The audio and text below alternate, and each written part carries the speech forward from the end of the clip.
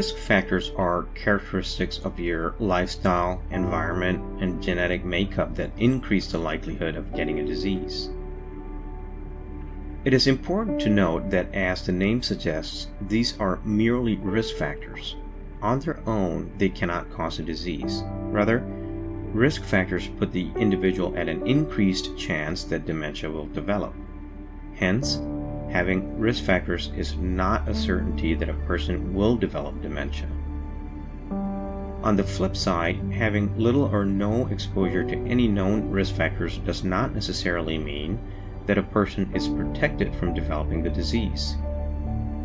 Some risk factors are modifiable, meaning that they can be changed. For example, stopping smoking and carefully and effectively managing high blood pressure. Other risk factors are non-modifiable, meaning they cannot be changed. Examples are increasing age or genetic makeup. More on these in the next few slides. By far, one of the most overlooked modifiable risk factors for dementia are medication adverse effects.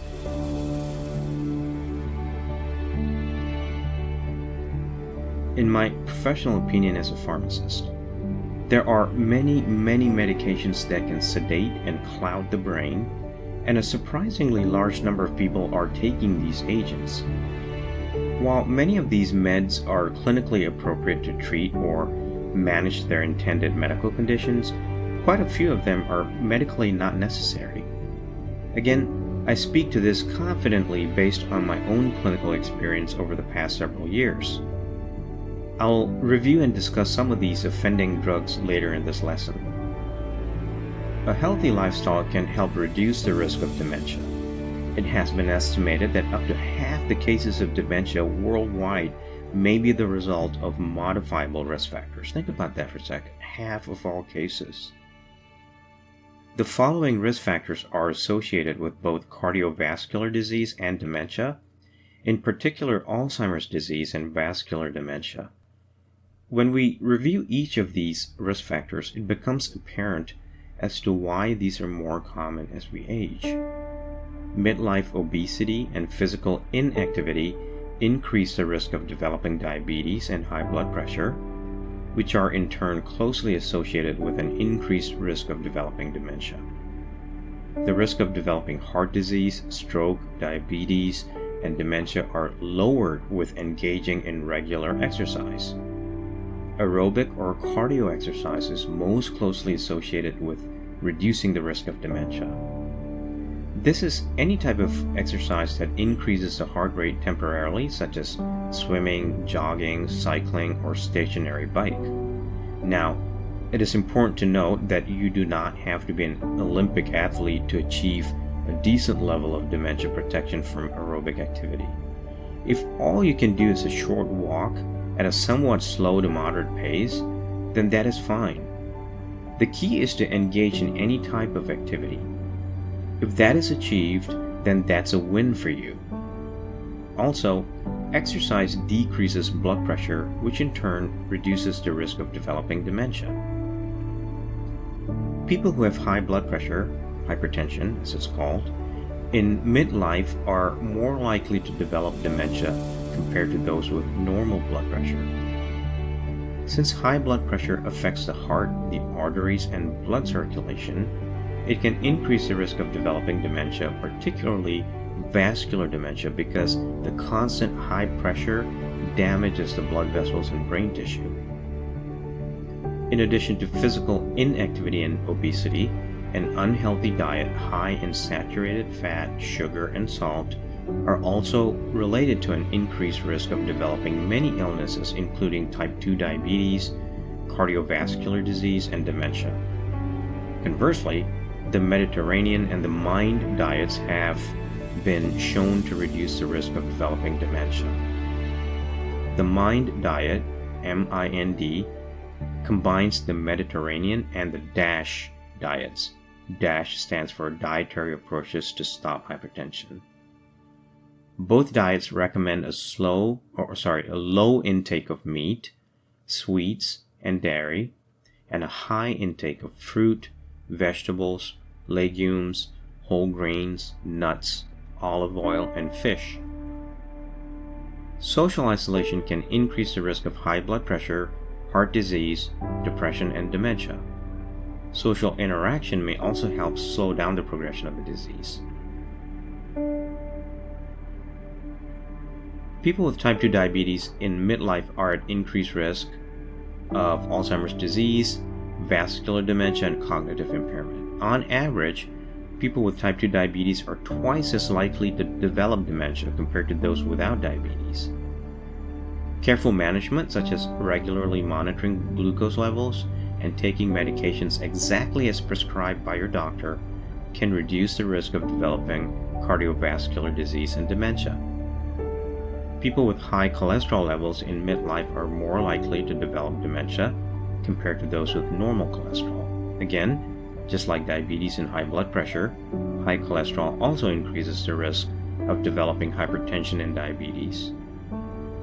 Research shows that people who have their high cholesterol treated with drugs called statins, such as Lipitor and Crestor, have a lower risk of developing dementia. Now, a caveat here, earlier on in my geriatric pharmacy module, I talked about how in certain older adults that really has no benefit, statins. So this is a clinical judgment. That's why there's no black and white. There's a lot of gray here. We would highly encourage you to speak with your doctor because every one of you is different with your own medical problems and risk factors and underlying issues, that there's no clear-cut cookie-cutter approach to managing your risk factors. If you are at a point clinically where you're really frail and you don't have a lot of muscle mass, or you're having muscle issues or kidney issues, and have not had any cardiovascular accidents, or if it's a really poor prognosis situation where end of life discussions need to start happening, in those particular situations, statins may not be necessary. In fact, they could be detrimental. Overall, with statin use, if started early enough in the right kind of patient with the right kind of medical problems, then they can definitely help lower the risk of developing dementia. Okay? Hopefully that made sense. Formal education or thought-provoking cognitive activities are thought to support and maintain the development of a cognitive reserve. Remember that term. The idea that people who actively use their brains throughout their life may be more protected against brain cell damage caused by dementia. The best way to build a cognitive reserve is by constantly learning new things and challenging the brain throughout your life. Learning a new language and taking up new hobbies are good examples of brain-challenging activities. Crossword puzzles, puzzles in general, anything that actively recruits your brain. Mid or later life depression has a higher risk of developing dementia, although the relationship between depression and dementia are still unclear. There are different schools of thought regarding this matter. Many researchers believe that depression is a risk factor for dementia, whereas others believe it may be an early symptom of the disease or both. People who experience severe or repeated head injuries are at increased risk of developing dementia. Brain injuries may possibly trigger a process that may eventually lead to dementia. You may have heard of the term chronic traumatic encephalopathy, or CTE. This particularly affects athletes in boxing, soccer, hockey, football, anything that has the potential to cause head injuries. Wearing protective headgear, such as a helmet, is especially important in activities like skating, snowboarding, skiing, and cycling. Falls are the leading cause of traumatic brain injury, and falling is especially dangerous for older adults. I've covered this extensively in my previous module on geriatric pharmacy. Right? To reduce the risk of falls in your home, removing tripping hazards such as a loose rug, having good lighting in all bedrooms, installing railings inside and outside the house for extra support as well, definitely help. Being cautious of icy sidewalks in the winter, wearing proper footwear matters too. Shoes that are too grippy can cause you to trip over your own feet, And the opposite is also true, where shoes that do not have any traction can cause you to slip and fall. Cigarette smoking is related to an incredibly wide range of diseases, including many forms of cancer, cardiovascular disease, and diabetes. The evidence is crystal clear and very strong and consistent that smokers are at a 45% higher risk of developing dementia versus non-smokers or ex-smokers. It is never too late to quit.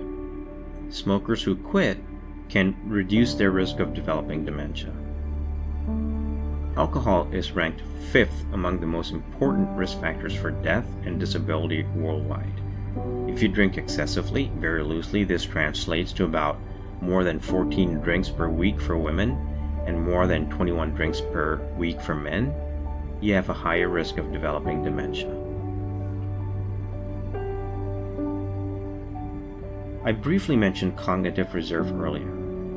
Another way to describe it is the mind's resistance to damage of the brain. You can think of cognitive reserve as your brain's ability to improvise and find alternate ways of getting a job done. Just like a powerful car that enables you to engage another gear and suddenly accelerates to avoid an obstacle, your brain can change the way it operates and thus make added resources available to cope with challenges. Cognitive reserve is developed by a lifetime of education and curiosity to help your brain better cope with any failures or decline it faces. I've already mentioned several of the topics mentioned here in the previous slide. One other practice that I would like to briefly touch on is mindfulness. It is gaining popularity as a way to ease stress, soothe anxiety, and be more present and engaged in life. Incorporating mindfulness activities into your routine can be incredibly simple, no matter what your age. With a little forethought, almost everything you do can become an opportunity for mindfulness. One of the most common and well-known mindfulness activities for adults is meditation. Walking meditation is a form of meditation you practice while walking, often in a straight line or circle, and can be done almost anywhere, whether you're walking to work, taking a stroll around the neighborhood, or hanging out with your friends and family. There are many other examples of mindfulness and wellness activities, and I highly encourage you to explore these options further.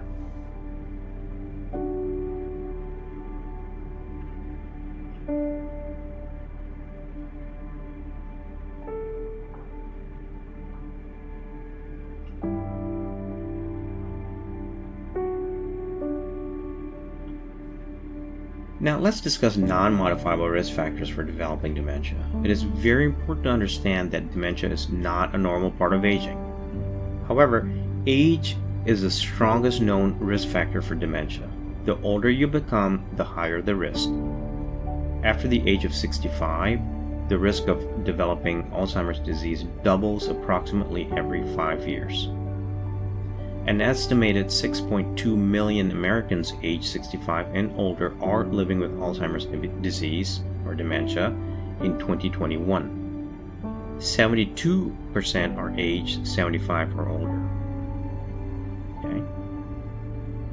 1 in 9 people aged 65 and older has Alzheimer's dementia, put another way. Gender also factors into the overall presence or prevalence of Alzheimer's disease. The numbers are concerning. Almost 2/3 of Americans with Alzheimer's are women.